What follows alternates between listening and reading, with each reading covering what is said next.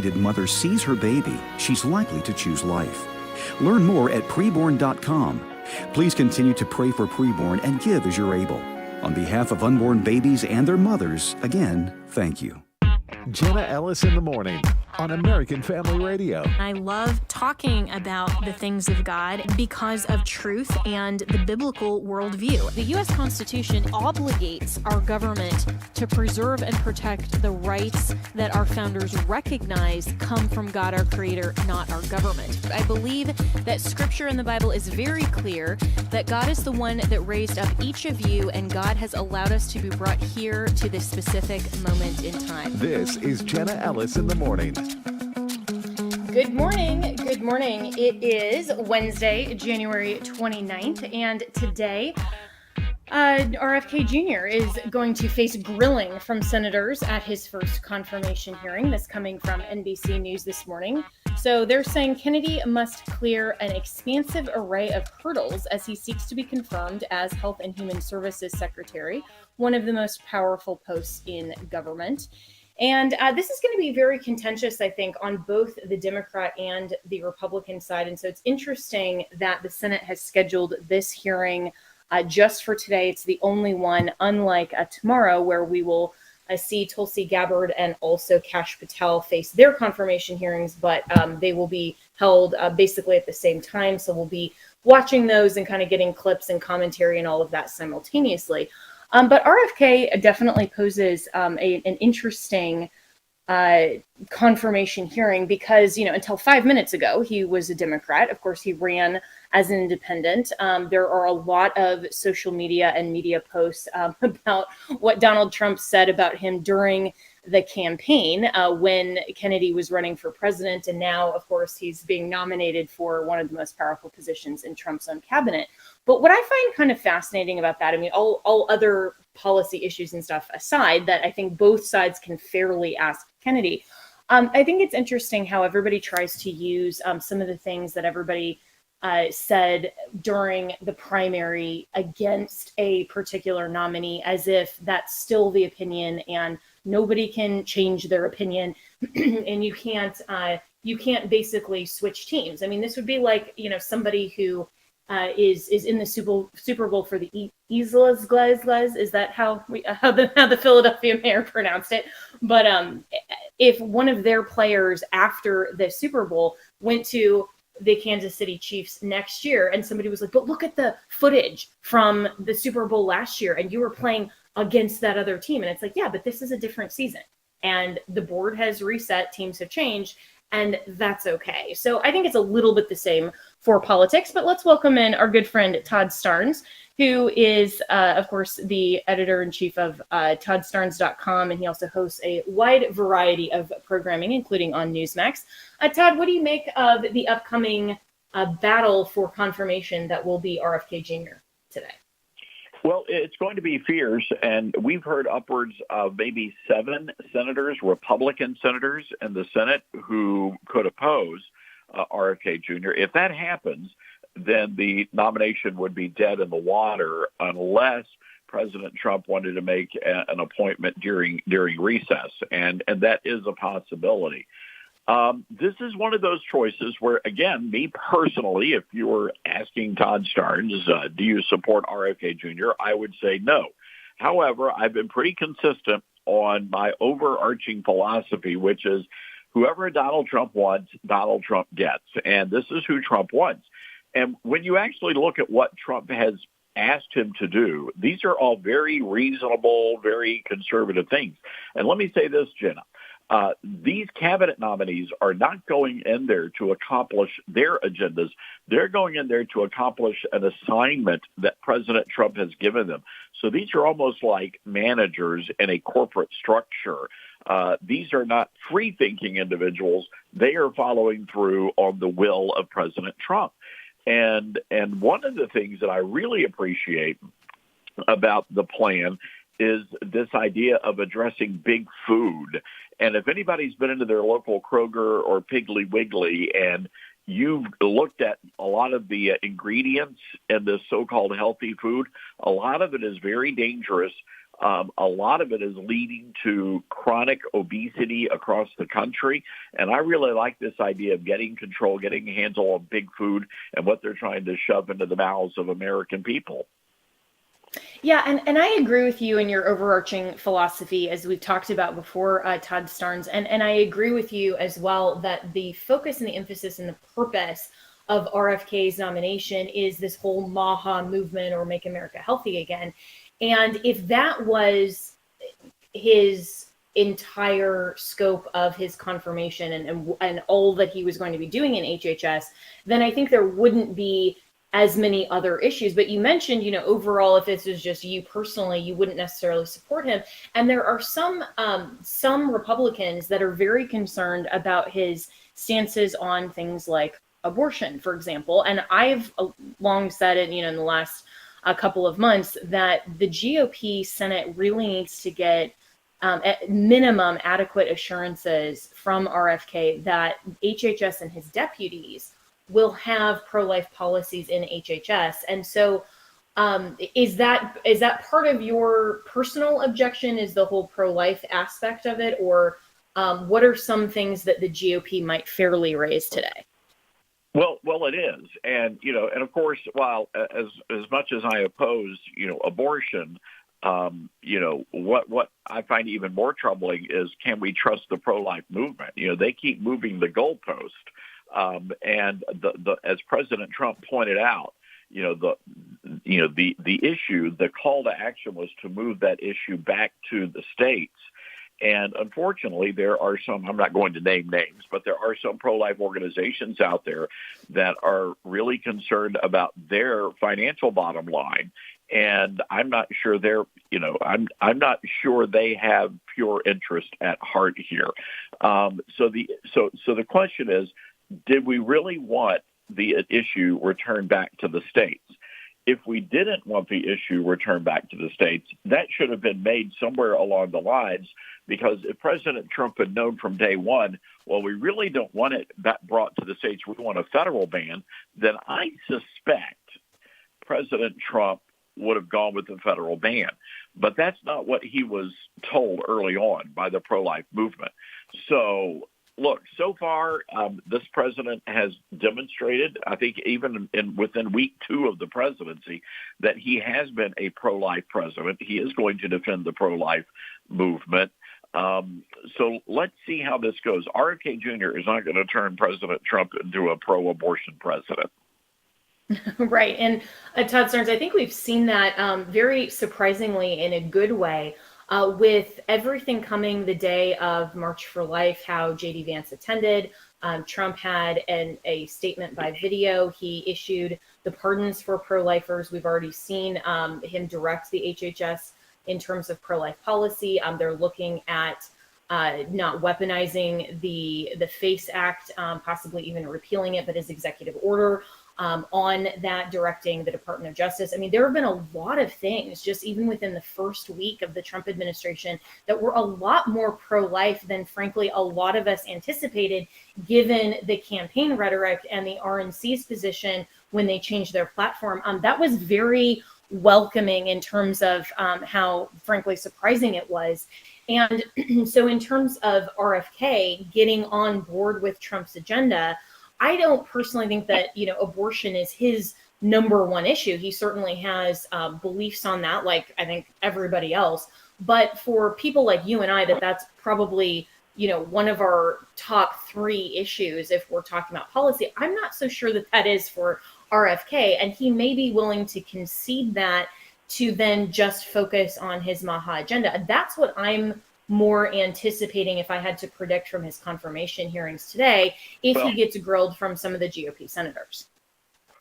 Well, look, 4 days ago, Jenna, the president issued Executive Order 14079, and this is a really sweeping executive order that stops taxpayer funding of abortion. And specifically, it literally ends the use of federal taxpayer dollars to fund or promote elective abortion. Now, it also, when we talk about the international policies, it jumps into the Mexico City policy has been reinstated. That will stop the use of federal taxpayer dollars for overseas abortions. So again, if you're going through, and it is a pretty massive, it's a pretty massive list of things that the president has done. For example, reinstating the rule that Title X taxpayer funding from subsidizing the abortion industry. They're not allowed to do that anymore. We cut funding to the UN Population Fund, which supports coercive abortion. None of us you can go down and read this for yourself on the White House website. So the argument coming from some in the pro-life community who oppose RFK Jr. is that RFK is going to step in here and completely undo everything President Trump has done on the abortion issue in the past 4 days. And I just don't think that's going to happen. Yeah, I would agree with you on that. And I think that people who are very vocally opposed, even like former Vice President Mike Pence, who's now running ads, even opposing RFK. I mean, that to me is just being an opposition person just to oppose without really threading the needle in voicing some of perhaps some legitimate concerns or at least questions in a better way. And I don't think that RFK is going to come into a position like HHS and override Donald Trump's authority in terms of the overall presidency. And that, I think, is a mischaracterization of the power of HHS. So I have a new book out. It's called Twilight's Last Gleaming, Can America Be Saved? And I went to Mar-a-Lago and sat down for several hours with the president just to get a good sense of who he is and where he's going and where he wants to take the country. And I would encourage people to go to my website, toddstearns.com, and read my book. So you get a pretty good, clear vision of where Trump is going. And I think that, when you look at some of the people that have already been put into place, Marco Rubio, Pete Hegseth, you look at the incredible job that Caroline Leavitt is doing as the White House press secretary. This is a very different Trump presidency. And I think what we are looking at is a focused president, a president who knows the clock is ticking, and we've got a lot to get done. Tom Homan, for example. So there's a lot to be excited about. Again, we may not be happy with every person the president nominates, but I can promise you this, and Vivek Ramaswamy learned this lesson the hard way, I'm afraid. No man is bigger than Trump's vision, and RFK would be wise to remember that.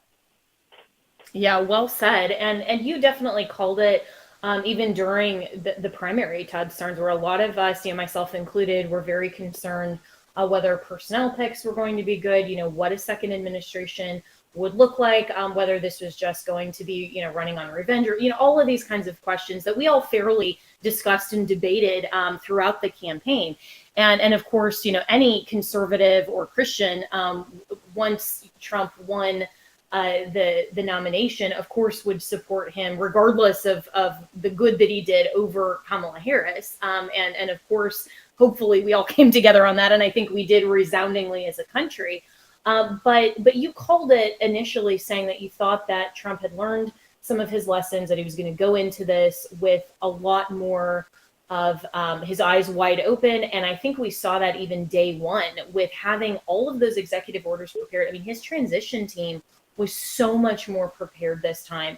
And that was a great thing. And I'm very encouraged by everything that I've seen so far, that all of us who supported him this second time around in the general, that's not going to be fruitless, or we're not going to have to kind of say, well, hey, at least he was better than Kamala. I mean, this is something that we can absolutely 100% support. So in just the last 2 minutes I have with you, and you can go to toddstearns.com, also follow Todd on X and get a lot of his great headlines and commentary. And he's almost as snarky as I am on X. And so I follow him for that reason. But I want to also get...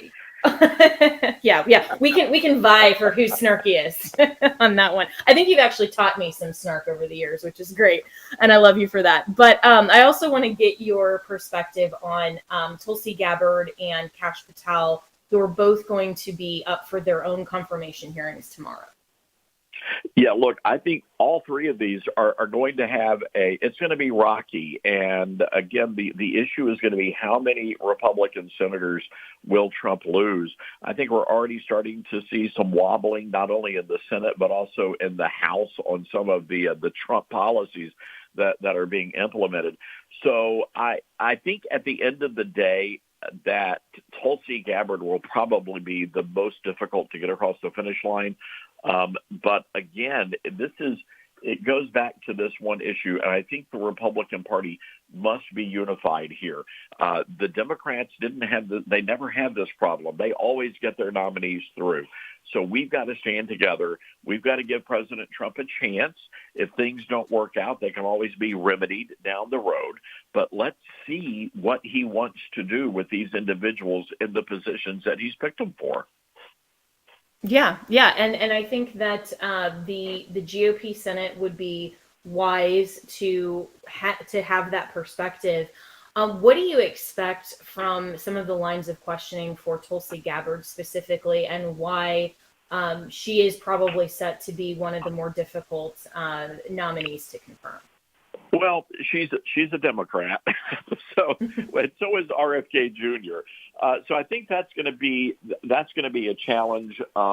There's been a lot of concern over whether or not she has some sort of national security issues. I don't believe those to be legitimate, to be perfectly honest with you, Jenna. I think it's just a lot of partisan sniping. The Democrats are pretty angry at her, for leaving the party. But honestly, I think the argument can be made that the Democrat Party left Tulsi Gabbard. Yeah, and I think she said that very clearly, and so is more of an independent. I mean, certainly, not a full-fledged Republican, but a lot of her priorities, and in her last several years, even speaking at conservative gatherings like CPAC and others, she has mentioned this very specifically, and I think it's interesting that that's a concern for Republicans, but also just because it's Trump. And because she has left and sort of denounced the current Democrat Party, she probably won't get votes from the Democrat side who might otherwise have voted for her if this was, say back in 2020 when she was running on the Democrat ticket for president. And as far as Kash Patel, based on what this administration has been doing to the American people, and I want to, let's just forget politics. They've been going after evangelical Christians and Catholics, throwing them in prison, targeting their homes, these raids by the FBI. Kash Patel needs to go in and not only clean house, but we also, yes, do have to get justice, not retribution, but justice. And all of those who targeted the Christians because of their faith or their pro-life stance, those people need to pay a price. They're the ones that need to be in the D.C. gulag. So again, I believe in the rule of law here, Jenna, and I believe that they have violated that law. Kash Patel, they're terrified of Kash Patel because he will go in and he will clean house, and we need that. We need an FBI, not the state police. So well said, and I couldn't agree more, and I think that he and Pam Bondi and also John Radcliffe, who has been confirmed as a CIA head, I mean, all of them need to look at the deep state. They need to look at also enacting justice and fairness. I mean, I've been watching some of the news from the legacy media who are just so upset that Trump fired a bunch of inspectors general, and they're going, these are the unbiased people in there, and he can't, they're supposed to hold him accountable. I'm like, the reason he fired them is because they weren't actually unbiased. And if they're not doing their job as an inspector general, he can fire them, and that's what we should want. And with the perspective that the left has had, that they have come after Christians, conservatives, Trump supporters, their political opposition for literally everything, probably including, tearing off their mattress tags in 1997. I mean, it's just utterly beyond the pale of weaponization of government to just enact justice and to have fairness and to actually have a rule of law, have these agencies do what they should be doing, and on a much smaller scale too. I mean, return the FBI to actual policing, not all of this other stuff. The left is just, panicking. But it's a beautiful thing to watch. We're already out of time, but Todd Starnes, always really appreciate your commentary. We will be watching today with interest, and we'll be right back with more here on Jenna Ellis in the Morning.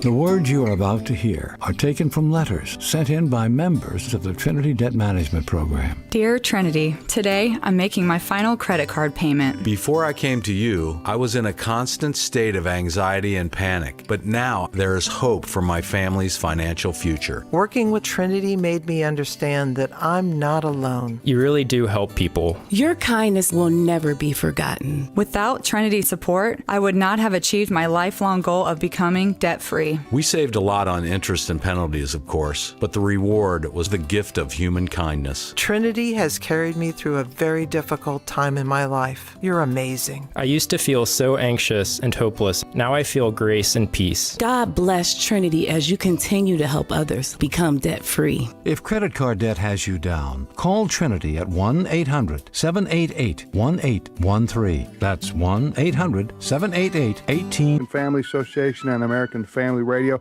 Hey, just returned from the presidential inauguration of President Trump and Vice President Vance, and let me tell you something, folks. There's an excitement in the air among millions and millions and millions of Americans who are ready for some common sense changes to come to our country. Guess what? We're going to Washington, D.C. again for our Spiritual Heritage Tour in June and September. We're over halfway full. If you want to go with us to see our nation's capital from a distinctively Christian heritage viewpoint, then you need to contact us. You need to go to wildmangroup.com, WILDMON group.com. We're also going to Colonial Williamsburg, Jamestown, and Yorktown. It's going to be a lot of fun. We're going to Boston in October.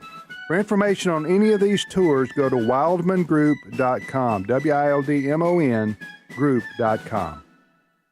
Hello, Americans. I'm Todd Starnes. Stand by for news and commentary next. Panhandle Junior High School in Texas started a Bible study for teenagers called Donuts and God. I can't think of a better combo. The kids get a sugar high by eating glazed donuts, and they get a spiritual high by reading God's Word. But the Freedom from Religion Foundation got wind of the event. Now they're threatening to sue. The Wisconsin-based group of atheists have a history of targeting smaller school districts. They're about as welcome as a cavity. They allege that government-sponsored Bible studies are against the law, that advancing a religious message is inappropriate and divisive. They say Panhandle Junior High may not host or promote the Donuts and God Bible study. Now, fortunately, this is a Texas school, so hopefully the Lone Star State will politely inform the atheists to pound sand. Only a godless heathen atheist would get triggered by a dozen glazed donuts and the Almighty. Hey, be sure to download my new podcast. It's available at toddstarnes.com. Welcome back to Jenna Ellis in the Morning on American Family Radio. Welcome back. And in addition to everything that Trump has been doing in terms of signing executive orders and taking care of a lot of things here within the United States, on Thursday, he also spoke virtually to the global business leaders and politicians at the World Economic Forum's annual meeting in Davos, Switzerland. So this was part of what he had to say. This is cut one. Administration is acting with unprecedented speed to fix the disasters we've inherited from a totally inept group of people and to solve every single crisis facing our country. This begins with confronting the economic chaos caused by the failed policies of the last administration. Over the past 4 years, our government racked up $8 trillion in wasteful deficit spending and inflicted nation-wrecking energy restrictions, crippling regulations, and hidden taxes like never before. The result is the worst inflation crisis in modern history and sky-high interest rates for our citizens and even throughout the world. Food prices and the price of almost every other thing known to mankind went through the roof. President Biden totally lost control of what was going on in our country, but in particular with our high inflation economy and at our border. Because of these ruinous policies, total government spending this year is $1.5 trillion higher than was projected to occur when I left office just 4 years ago. Likewise, the cost of servicing the debt is more than 230% higher than was projected in 2020. The inflation rate we are inheriting remains 50% higher than the historic target. It was the highest inflation probably in the history of our country. And Trump also welcomed $600 billion worth of Saudi Arabian investment and said he would ask the Crown Prince to round it out to $1 trillion. So went into a lot of other economic issues and so forth. But Davos is always a very interesting whole problem that conservatives really need to pay attention to. And we all remember in 2018, when Donald Trump in his first term spoke to Davos, and really, in my opinion, and I think a lot of people agree with this, he really became world public enemy number one because of his comments at Davos. This was part of it. This is cut two. I'm here to deliver a simple message. There has never been a better time to hire, to build, to invest, and to grow in the United States. America is open for business, and we are competitive once again.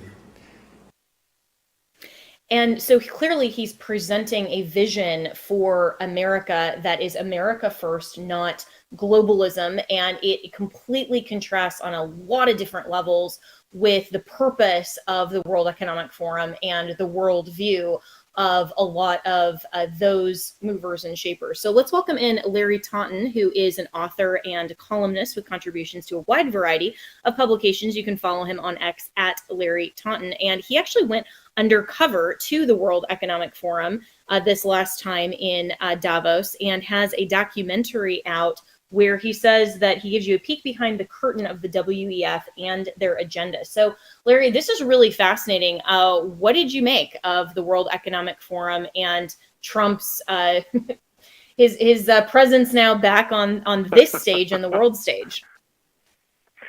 Well, first of all, Jenna, it's great to be with you. And the WEF, these are a bunch of globalist scumbags, Jenna. I mean, these are people who are hell-bent on destroying chiefly the sovereignty of the United States and of bleeding it of its wealth for their own purposes. And this is my third year in a row to attend the World Economic Forum. And, Jen, as you can imagine, there are other conservative news outlets that are there, and they're there with their camera crews and doing their thing.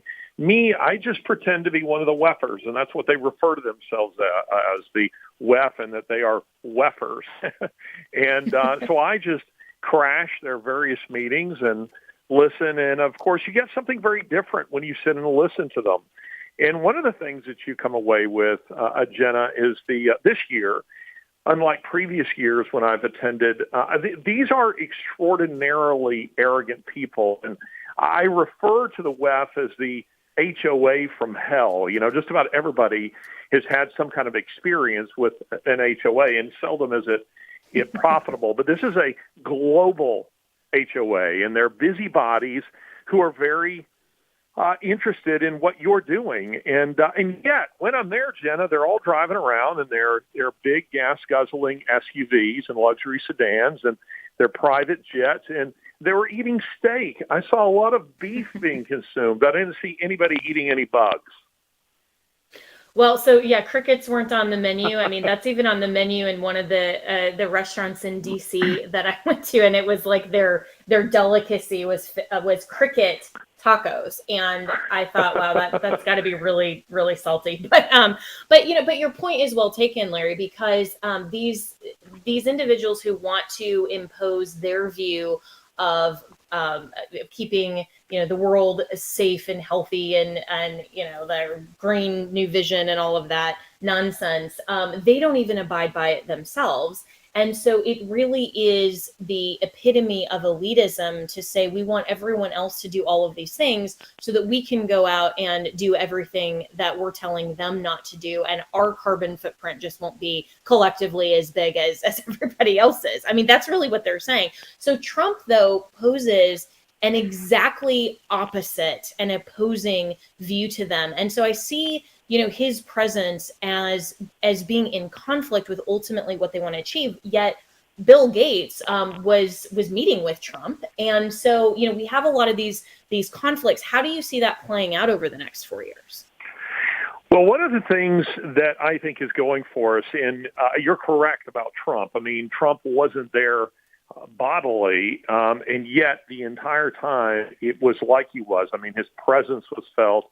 And then when he appeared via video on Thursday, he was very firm in saying what his vision was, but he was also very presidential, surprisingly so, and spoke very complimentary of a number of people there, and said he plans to attend next year. But I think one of the things that we have going for us is this, Jenna.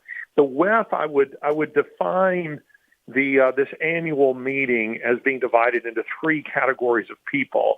At the top, you have the planners, that is the ideologues, the people who are absolutely committed to their anti-human, and I want to stress it is fundamentally an anti-human agenda. Then the second tier of people who are there, they're guys that are, they're there perhaps because they're vendors, they're trying to sell things to governments, or because they just blow with whatever direction the wind is going. And then down at the bottom, you have a lot of young people who are, the WEF targets young people. They have a youth version of the World Economic Forum. And those people who are idealists who honestly just don't really know any better. So to me, I thought it was very encouraging that of the G7 nations who would typically be represented at the WEF, only one was there this year, and it was the outgoing chancellor of Germany. Otherwise, you had guys like, let's say, Zuckerberg, and as you know, Zuckerberg and Bezos, and where were they? They were at Trump's inauguration. So I think we're seeing a real turn away from globalism. I think we've got them very much on the run. Now, I don't want to declare victory prematurely because it's like a virus that can reassert itself at any time. But I think we're winning. That's really encouraging. And I think that, if America is any indication, and even how some people are reacting to the United States and how we are completely rejecting a lot of the globalists and, DEI and cultural Marxists, all of this nonsense, that's encouraging to other countries as well, that maybe their leaders will get on board. So do you think that the WEF is actually losing some of its influence, perhaps? I think they are at the moment. As I say, I thought it very telling that you only had one G7 head present. But, something else, and I wish Jenna had some means of sending this to you to see it, because it's spectacular. I've tweeted it, and when I get off the phone, I'll tweet it again. But it is a roundtable discussion at the World Economic Forum of all these policy wonks and, academics. And one of them, his name's gone straight out of my head, but he's at the Kennedy School for Government at Harvard University. And he said, in fact, the documentary to which you referred begins with quoting him. And what he says is what we've just seen in Donald Trump is something that's never been done in political history before, the resurrection of someone who is politically dead.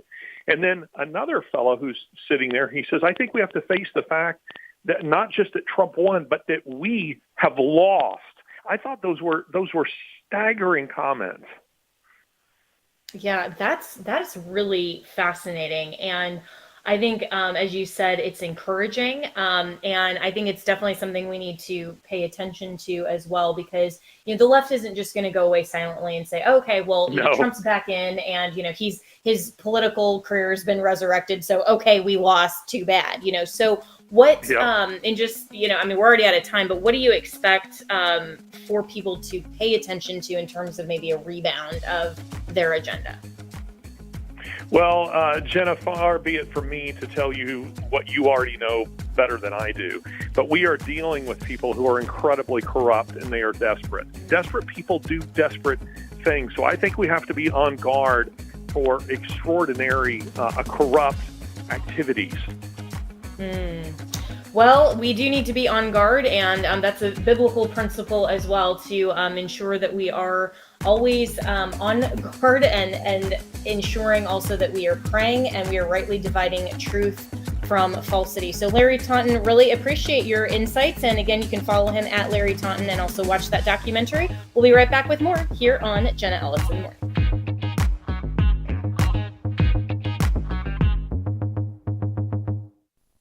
Weekday mornings at 8 Central, Pastor Jeff Shreve offers real truth for today. I'm the pastor of First Baptist Church in Texarkana, Texas, and the founder of From His Heart Ministries. The world around us is rapidly changing, but God and His truth will never change. I may be the host of the show, but I want God's Word and His truth to be the star of the show. Join Pastor Jeff Shreve each weekday morning at 8 Central for Real Truth for Today on American Family Radio.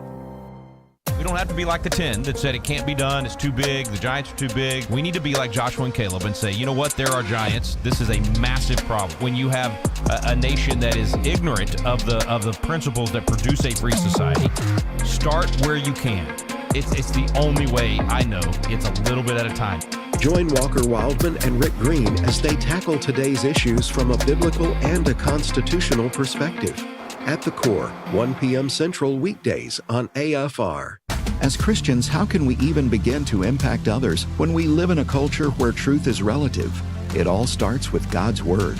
Join us for Activate Summit 2025 at Cadence Bank Conference Center in Tupelo, Mississippi, June 12th through the 14th, 2025. The theme is Biblical Bedrock, building on the authority of Scripture, and it's designed to help you acknowledge the Bible's authority and submit to the clear teaching of Scripture. Hear from Abraham Hamilton III. The Lord has planted us here so that we make our space better. Ed Battagliano. We use those kind of terms, be the hands and feet of Jesus. What would Jesus do if he were here? And Alex McFarland. God created because it was his will. The main sessions are for ages 13 and up, while Activate Kids is a separate track for ages 6 through 12. Register for Activate Summit 2025 by visiting activate.afa.net/summit. Activate Summit 2025. Activate.afa.net/summit. Maybe you can relate to this. A lot of people can. They feel like their health care costs are just out of control. And if you're 65 or older, there's actually some great news about this. You can sign up for MediShare 65 Plus and save big in the new year. MediShare 65 Plus is a healthcare bill sharing community. It's trusted, it's faith-based, and it's saving people like you thousands on medical expenses. If you have Medicare Parts A and B, you know out-of-pocket expenses add up fast, but this gets things back under control and gives you peace of mind too. With one low monthly price, saves you so much, and it's easy. You can use any Medicare approved doctor. So find out why so many seniors are absolutely raving about MediShare 65 Plus. It's very different in a wonderful way. It's actually refreshing. They even offer to pray with you each time you call. Call now and find out more. It's 833-45-BIBLE. That's 833-45-BIBLE. 833-45-BIBLE. Welcome back to Jenna Ellis in the Morning on American Family Radio. Welcome back. And as we're talking about Trump just completely overhauling everything that the left has been trying to do for the last 4+ years in America, Congress is now looking at and working to turn Trump's DEI ban into law. That headline coming from the Washington Times and was posted on Representative Tom Tiffany's X account. He says this: your tax dollars should never fund discrimination, exclusion, and indoctrination. DEI. I think that's a great way to interpret DEI. That's why I introduced legislation yesterday to make President Trump's DEI ban permanent. And the representative joins us now. So good morning, Representative Tiffany. And this sounds like an excellent bill, and hopefully it can make DEI permanent. So what has Trump done with the executive order, and what needs to be done through your bill to make this ban permanent? Yeah, so first of all, if we're going to end discrimination in America, wouldn't it be best if the federal government start by not enabling discrimination, and that's exactly what our bill does here, Jenna. This reverses the executive order put back in place way back in the 1960s by President Lyndon Baines Johnson. And President Trump has said that he is ending that executive order. And the DEI ban that he is putting in place mirrors the bill that we've introduced. So one of my colleagues, Representative Burgess Owens from Utah, and myself, we have introduced this bill in the 2 previous sessions of Congress, got very little attention, but now it's getting a lot more attention after what President Trump has done. And we're hoping that we're going to get a hearing and be able to advance this bill through the House of Representatives. Yeah, I'm sure it is getting a lot more attention because people are probably thinking, oh, wait, this could actually happen. So has Speaker Johnson, have you talked to him about it or the rest of the Republican conference? And, what's the thought in terms of this actually moving forward this session? Yeah, what we're going to try to do is, I think there'll be a couple committees of jurisdiction, but in particular the Judiciary Committee. And I sit on the Judiciary Committee. Our chairman is Jim Jordan. I have to talk to Jim about this, but I think he will. I'm hoping he'll be amenable to it. And I think we're going to be able to get a hearing on this. And it's going to be really interesting to see how our friends on the left react to this, because if you look at even states like California with their referendums, their ballot referendums that are done statewide, they've rejected this notion of preferences, even in a state like that. Americans find this repulsive. They believe that merit should decide whether people get a job, whether they get a contract, whatever the case may be, that it should be merit-based, and we should be a colorblind society.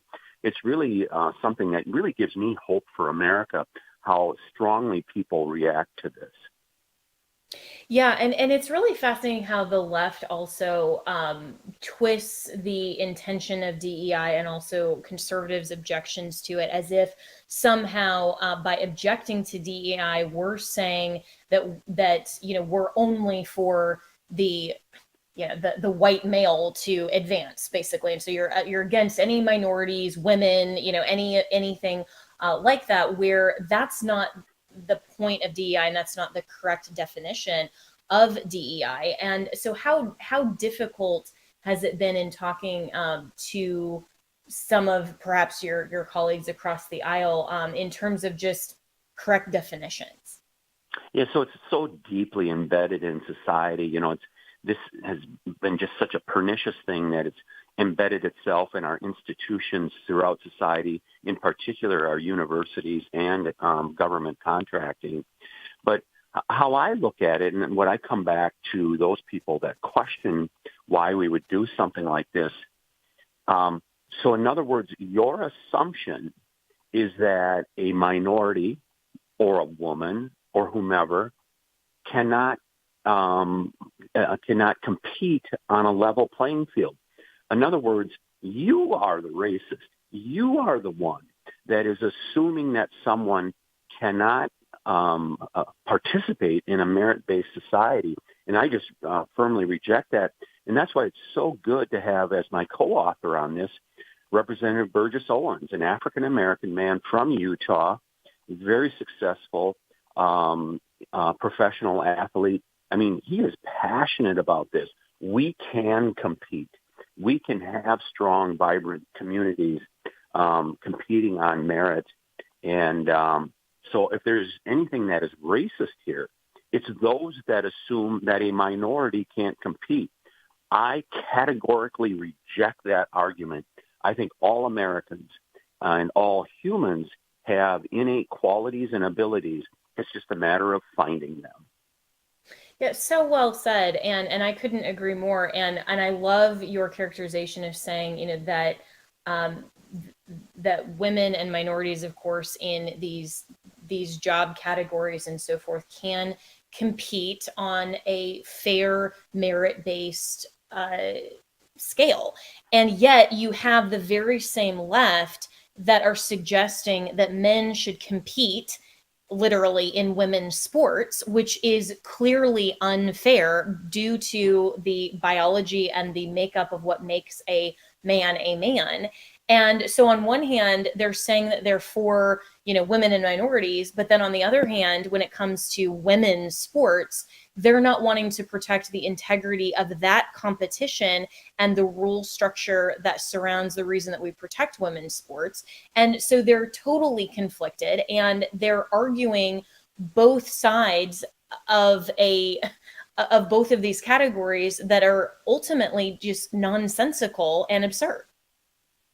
So, Jenna, just listen to yourself as you speak at this point. Is it any wonder why psychology departments in some elite universities are so busy? They're just spinning people's heads with the inconsistencies with which they approach these issues. And so, yeah, it is really a simple bill. And I would also give a shout out to a public interest law firm in Wisconsin, the Wisconsin Institute for Law and Liberty. They're out to outstanding work. They've put numbers to this, and they say this is costing Americans over $100 billion. And a quick example on this, I had an employer in my district contact me last week, and he has a family member that handles compliance for their industrial company. And he said his sister was just giddy that day when President Trump did that because it's going to eliminate all kinds of paperwork. But they put the cost, Will does, at over $100 billion that this costs Americans doing this nonsensical paperwork and filling out forms trying to comply with this stuff. Wow. And I'm speaking with Representative Tom Tiffany, and, I think you're absolutely correct that that this is why there are so many confused individuals out there. And this is exactly why DEI needs to be rooted out of K through 12, and it should not be taught to America's youth. And this is why, DEI in education, getting rid of all of that is such a good thing. But also just changing the culture of how America even looks and approaches these issues. And the Trump administration also put out an executive order yesterday that was titled Protecting Children from Chemical and Surgical Mutilation, speaking about the biological differences between men and women. I mean, in just basic common sense and fact and returning to reality. And you posted, this is a huge win for America's youth. Thank you, President Trump. I could not agree more.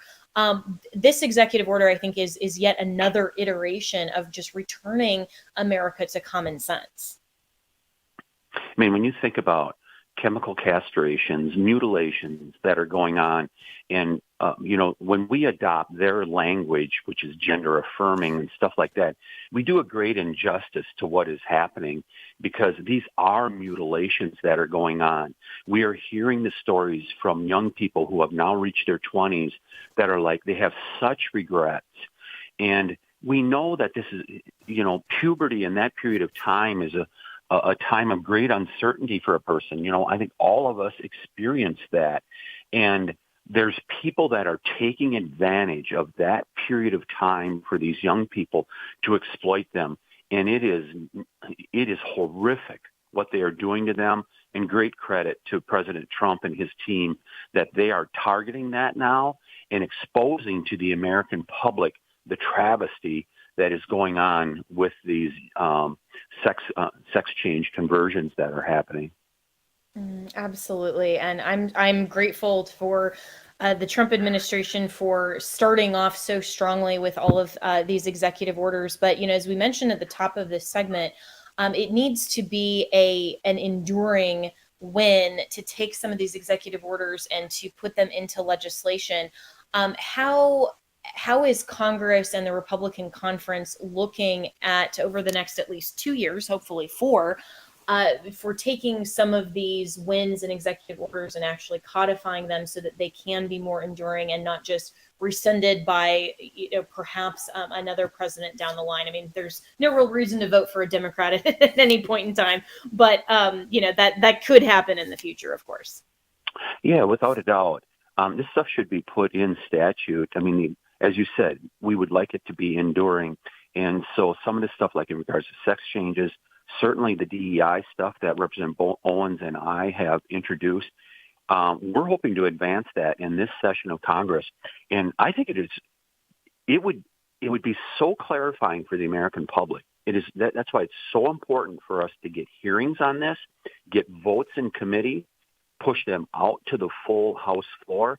Let's get votes on these, and let's find out who's going to stand with the American people, because this is part of the reason, Jenna, that they voted for President Trump on November 5th, because he called this stuff out on the campaign trail, said he's going to do something about it. He's doing something about it. Congress should too. Absolutely. And so for people who are very excited about this, which I know is vast, almost probably everybody in our AFR audience, other than of course, the haters and the leftists that tune in, and we welcome them too, because this is probably one of the only times that they hear truth on the radio. But for all of our AFR family who really want to help these initiatives and they're championing what you are doing in Congress, how can the church and also the individual Christian conservative help advance these priorities? Yeah, the best way, I don't know, I don't have the number of the bill. It's referred to as the FAIR Act, the bill that Representative Owens and I have introduced. So they could call their representatives and say, please support the FAIR Act. And we can certainly provide information. As people can go to our social media account. They can go to my website as Congressman Tiffany, and they can find information on this that they can then pen an email or call their congressman and tell them to support this, that this is something that is a seminal moment in America where we're going to be able to turn back from these evil things that have burrowed their way into American society. Yeah, and I would really encourage everyone who is listening to call your representatives and encourage them to support the FAIR Act. And you can get all that information, as Representative Tiffany mentioned. His X account is at Rep Tiffany. Burgess Owens, the co-sponsor of this legislation, is at Burgess Owens. Follow them on X, even if you don't want to, post or really engage on X. I'm always a fan of at least having a place where you can go and directly get the information for yourself, not have it filtered for you through anyone else, even me, right? I mean, there's so many things out there that I have to be selective on the topics that we discuss, and hopefully they're the most important ones to conservative Christians that we cover throughout not only my show, but then also AFR. But there's just not enough time to cover everything. So you need to be informed yourself. And so if you don't have an X account, yes, it is kind of a dumpster fire, but you can be selective and you can at least get the information. And so just last question in the last 2 minutes I have with you, Representative Tom Tiffany. So, we always do encourage people to call their representatives, make their voice known. Does that really change the mind of a representative who, maybe was on the fence or hadn't even really looked at supporting a bill or was opposing? How much do these phone calls really matter? Yeah, when we get dozens of calls in our office, for example, in my office, my staff will alert me where they'll say, hey, we're getting a lot of traffic on this particular issue. And I think a lot of offices do that. So it does make a difference.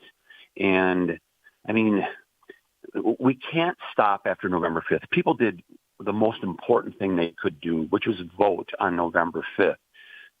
But it is so important to stay engaged, because you cannot let us relax in Congress, because too often we go back to our old ways. You have to, at this point in time, such an important point in time in American history, you have to stay engaged and take your country back. So well said. And did you hear that, everyone? Dozens of calls. Imagine if it were hundreds or thousands or tens of thousands of phone calls, then that would be a real big wake-up call to members of Congress. So your voice does matter, and of course our voice in aggregate. So Representative Tom Tiffany, always appreciate that, and thank you for bringing to our attention the FAIR Act and why we should support it. And I'm hopeful that Congress and the Republican conference will continue to pass this type of just common sense legislation that supports the America First agenda. So we're already all out of time for today, but as always, you can reach me and my team, Jenna at AFR.net.